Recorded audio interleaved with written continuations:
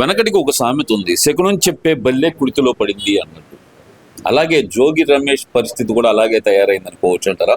ఎందుకంటే స్టేజీలు ఎక్కి పెళ్లిళ్ళ గురించి ఉపన్యాసాలు ఇస్తూ ఉంటారు. పవన్ కళ్యాణ్ గారి గురించి మరీ నీచంగా మాట్లాడారు అదే పెళ్లిళ్ళ విషయంలో. మరి ఈ రోజు ఆ బల్లె కుడితిలో పడింది అనుకోవచ్చు అంటారా? ఇప్పుడు పవన్ కళ్యాణ్ ఒక పిచ్చి కుక్క. చెప్పేది రండి, పవన్ కళ్యాణ్ ఒక పిచ్చి కుక్క. 3 పెళ్లిళ్ళు చేసుకున్నాడు, 4 పెళ్లిళ్ళు చేసుకున్నాడు అన్నాడు. ఈ మోసం చేసి పెళ్లి చేశాడు కొడుక్కి. నువ్వు క్రిస్టియానిటీ తీసుకుంటే అవతల చెప్పాలి ముందు, అబ్బాయి మేము మతం తీసుకున్నాం, మా మత సాంప్రదాయం ప్రకారం పెళ్లి చేసుకుంటాం అని. చెప్పకపోగా హిందూ సాంప్రదాయంలో పెళ్లి చేశారు. భారీ ఎత్తున చేసావు, చేస్తాం కూడా. సరే, ఆ అమ్మాయి ఇంట్లో పూజ చేసుకుంటుంది. సరే, కింద పూజ వద్దానో అమ్మ పై పూజ చేసుకుంటుంది. సాంబ్రాణి కడ్డీలు శవాలు వాసన వస్తాయా? ఏమండి, అసలు ఒక మంత్రిగా చేసినోడేనా ఈ జోగి రమేష్ అనే యదవ? ఒక మంత్రిగా చేసినోడేనా? అంటే మీరు ఇందాక వాడిన పదాలు ఏవైతే ఉన్నాయో అవి మాట్లాడిన తర్వాత కదా ఆయనకి మంత్రి పదవి వచ్చింది. అవును సార్, జగన్మోహన్ రెడ్డి నైజం కదా అది. ఎవరు అవతల వాళ్ళని తిడితే వాళ్ళకి మంత్రి పదవి ఇస్తాడు. వాడు అసలు పనికొస్తాడా పనికిరాడా అదన్నీ తెలీదు. ఇంకోటి ఏంటంటే, జగన్మోహన్ రెడ్డి ఏ బాటలో అయితే నడుస్తాడో ప్రతి ఒక్కడు ఆ బాటలో నడవాలా. ఒకళ్ళ మాట కానీ ఇంకోటి, ఒక ముఖ్యమంత్రి ఆయన మతం ఆయనకు ఉంటుంది. ముఖ్యమంత్రిగా చేసిన వ్యక్తి ఆయన మతం ఆయన చేసుకోవచ్చు. కానీ ఒక ముఖ్యమంత్రిగా చేసిన వ్యక్తి ఒక పార్టీకి అధినాయకుడు అయి ఉండి అన్ని మతాలని సమానంగా చూడాలి, అన్ని మతాలను గౌరవించాలి. అసలు నువ్వే గౌరవించబోతుంటే నీ పక్కనుండే బఫూన్ గాళ్ళు ఏం గౌరవిస్తారు? ఇప్పుడు జరిగింది అదే కదా. మా పిల్లని నానా హింసలు పెట్టి పూజ చేసుకోకూడదా? నీది నీ ఇష్టం అయ్యా. కోళ్ళకు చేయడానికి నువ్వెవడివి? ముందే చెప్పు, అదేదో పెళ్లి కాక ముందే. అంటే ఇప్పుడు ఏదన్నా ప్రాబ్లం ఉండొచ్చు ఆ టయానికి ఆ వాసన. సరే సార్ అనుకుందాం, అమ్మాయిని కొడతాం, హింస పెడతాం, ఒకళ్ళకి నలుగురు ఆ పిల్లని బయటికి రానియకుండా. ఇవాళ ఏమైంది? నువ్వు చేసే ప్రతి పాపం నీకే తగులుతుంది. ఇప్పుడు తిరుపతి లడ్డు గురించి కూడా ఈ వల్గర్గా మాట్లాడాడు ఇదే జోగి రమేష్. మన లోకేష్ గారి గురించి వల్గర్గా మాట్లాడాడు, చంద్రబాబు గారి గురించి మాట్లాడాడు. ఆ పాపాలు ఆడికి పోవండి. మీరు చెప్పారు చూడండి, రాయి వేస్తాడు ఒకడు పిచ్చోడు పైకి. ఆ రాయి ఆడబడితే వాడికి తెలీదు, అది వాడి మీదే పడింది. ఇప్పుడు వచ్చి ఇదే టైం జరిగింది.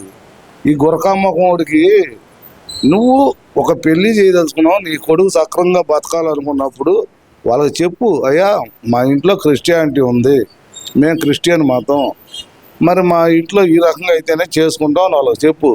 వాళ్ళ దగ్గర కట్నం డబ్బుల కోసం ఆశపడి వాళ్ళ హిందూ సాంప్రదాయం ప్రకారం పెళ్లి చేసుకొని ఆ పిల్లని హింస పెడితే, ఎవరన్నా బయట ఆడపిల్ల జరిగితే పొలోమంటే ఎగేసుకొస్తారే ఈ వైసీపీ నాయకులు. ఇవాళ ఒక్కడ రాలేదేమండి? రోజా గారు ఒక్కడ చదువుతున్నా సార్. ఇప్పుడు ఏముంది, టైర్ బళ్ళు డ్యాన్సరు ఆమె వచ్చిందా? ఏమండి, మొన్న అక్కడ ఏదో అది 2 ఇళ్ల మధ్య గొడవ, దాన్ని పార్టీ చుట్టారు. ఏది నగరంపాలెం స్టేషన్ ఏరియాలో పరిధిలో జరిగింది. పార్టీకి చుట్టారు. పార్టీ చుట్టూ అనిత రాజీనామా చేయాలా, అనిత సిగ్గుండాలన్నాడు ఈ అంబటి రాంబాబు అనే ఇంకొకడు. ఈ సన్నాసి వాళ్ళు మరి వాళ్ళు ఏం చేస్తారు? జోగి రమేష్ విషయంలో ఈ సన్నాసులంతా ఏం చేస్తారు చెప్పమానండి. అక్కడ ఒక ఆడపిల్లేగా, ఇక్కడ ఆడపిల్లకి అన్యాయం జరిగిందని చెప్పి వాడిని వెంటనే అరెస్ట్ చేయించి ఒక సిఐని కూడా విఆర్ పంపించారు. అది నిబద్ధత అంటే. అంతేగాని దిక్కుమాల నాయకుడిని ఒకటి పెట్టుకొని ఆ నాయకుడి ప్రకారం నడవాలంటే ఇవాళ ప్రజలు చూస్తూ ఊరుకోరు. జోగి రమేష్ గారు గుర్తుపెట్టుకోండి, మీ పాపం పండింది. ఇక మీ పాపాల పుట్ట ఒక్కోటి బద్దలవుతూ వస్తుంది. ఇక ఇక్కడ స్టార్టింగ్ అనుకోండి, ఇది ఎక్కడ వరిగిపోతుందంటే మీ అధినాయకుడి దాకా కూడా ఉంది. దీని ఇలా తోడు చూస్తున్నారుగా పాపాల పుట్ట, ఎకరాలు వేల ఎకరాలు బినామీ పేర్ల మీద దోసుకోవటం. నరసరావుపేటలో, మాచర్లలో ఎవరు కాసు మహేష్ రెడ్డి అని వారు ఒక నీతి గల రాజకీయ నాయకుడిలా మాట్లాడతారు. కాసు మహేష్ రెడ్డి వాళ్ళ తాతకున్న పేరు జడగొడుతున్నాడు. బ్రహ్మానంద రెడ్డి అని అంటే ఒక పేరు ఉంది, ఆ పేరుని జడగొడుతున్నాడు ఈ మహేష్ రెడ్డి. 2500 ఎకరాలు ఎవడు బాబు సొమ్ము అండి? వాళ్ళ భాషలో చెప్పాలంటే ఎవడమ్మా మొగుడు సొమ్ము. వాళ్ళ భాషలో చెబుతున్నాడు అండి, ఎవడమ్మా మొగుడు సొమ్ము. ఇంకా భయంకరంగా వాళ్ళు చెప్పినే నాగార్జున యాదవ్ అని ఒక అక్కాయి గాడు ఉన్నాడు. ఆ అక్కాయి గాడు వాడు చెప్పే భాషలో అయితే ఇంకా భయంకరంగా చెప్పాల్సి వచ్చింది. బోరుగడ్డ అనిల్ అని ఇంకొక యాదవ్ ఉన్నాడు, వాడు చెప్పే భాషలో అయితే ఇంకా నీచంగా చెప్పాల్సి వచ్చింది. ఒరే మీకు సిగ్గు శరం లేకుండా శివుని ఎత్తురు లేకుండా ఎందుకు బతుకుతున్నారా నాయన? రాష్ట్రాలు అయిపోయారు మీరంతా ఈ రాష్ట్రానికి పట్టిన శనిదేవుళ్ళు, మీ గ్రహణాలు. మీరందరూ వదిలిపోతేనే ఈ రాష్ట్రం బాగుపడుద్ది. ఇంకా మిమ్మల్ని వెనకొచ్చుకొచ్చే ప్రజలు ఉంటారు చూసారా, పేటీఎం వాళ్ళు.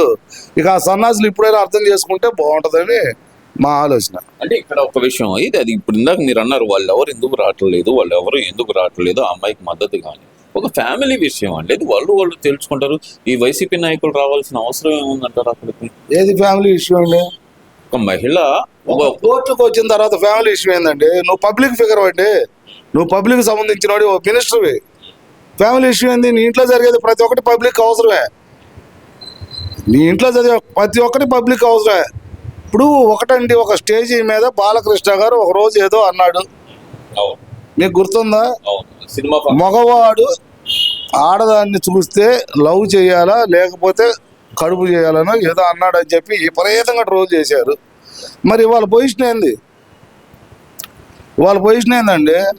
ఒరే మీరు అంతా అరగంట గంట గళ్ళందరినీ వెనకమాల పెట్టుకొని ఏంది మీరు ఆడవాళ్ళ గురించి మాట్లాడతాం అంటే ఇక అసలు ఎంత చండాలం అంటే అంత చండాలం.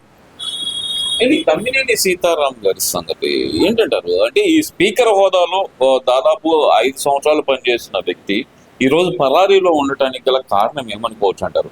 ఎందుకంటే అప్పట్లో చూసాం మనం కోడెల శివప్రసాద్ గారిని, నా దగ్గర ఈ ఫర్నిచర్ ఉంది తీసుకెళ్ళండి అని చెప్పి 2 సార్లు లేఖ రాసినా పట్టించుకోకుండా ఆయన ఆత్మార్పణం చేసే వరకు తాత్సారం చేశారు. మరి ఈ రోజు మాత్రం ఆయన పరారీలో ఉన్నారు. ఇదే తమ్మినేని సీతారాం గారు అప్పుడు చేసిన పరిస్థితి. మరి ఇప్పుడు ఆయన పరారీలో ఉన్నారు. ఎలా చూడాలి అసలు దీన్ని? అసలు తమ్మినేని సీతారాం గారు స్పీకర్ అవడానికి ఏమైనా అర్హత ఉందండి?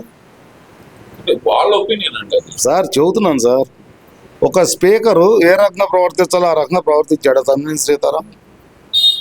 చంద్రబాబు గారి గురించి ఏ రకంగా మాట్లాడాడు అసెంబ్లీలో?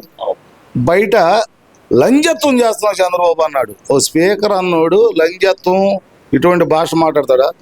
ఏమండి, సిగ్గు శరం లేని ఎదవల పార్టీ ఈ గొడ్డల పార్టీ. ఆ గొడ్డల పార్టీలో ప్రతి ఒక్కడు సిగ్గు ఎగ్గు లేనోడే. వాడికి తన లేదు, మన లేదు, ఆడ లేదు, మగ లేదు. దాచుకో ఇక ఇదే పని. ప్రతి ఒక్కటి ఇచ్చారండి. ఇప్పుడు ఇవాళ ఇది బయటపడింది సార్. నేను లోకడ ఒకసారి చెప్పా, ధర్మాన ప్రసాదరావు గారు గవర్నమెంట్ ల్యాండ్ ఆక్రమించుకొని ఆ ల్యాండ్కి ఎమ్మెల్యే నిధుల ద్వారా రోడ్డు వేసుకున్నాడు. జగన్మోహన్ రెడ్డి గారు గవర్నమెంట్ ఉన్నప్పుడు ఏం చేశాడు జగన్మోహన్ రెడ్డి? ఒకళ్ళు చూసి ఒకడండి. ఇప్పుడు జగన్మోహన్ రెడ్డి ఉన్నాడు, 10,000 ఎకరాలు సరస్వతి సిమెంట్స్ పేరు మీద రాపించుకున్నాడు. దానిలో సరస్వతి సిమెంట్ ఫ్యాక్టరీ కట్టలేదు. మరి అతను చూసే వీళ్ళు కూడా అంతే కదా. ఇప్పుడు ఈయన స్పీకర్ గారు, మాజీ స్పీకర్ గారు నిజంగా సిగ్గు శరం ఉన్నోడైతే ఇవాళ ఆ స్థలాలన్నీ ఆక్రమించుకున్న స్థలాలు వాళ్ళకి ఎంతండి? 550 గజాలు.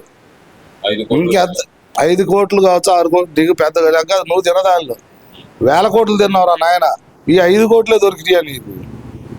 అప్పచెప్పు, నాకు తప్పు అయిపోయిందని ఒప్పుకో.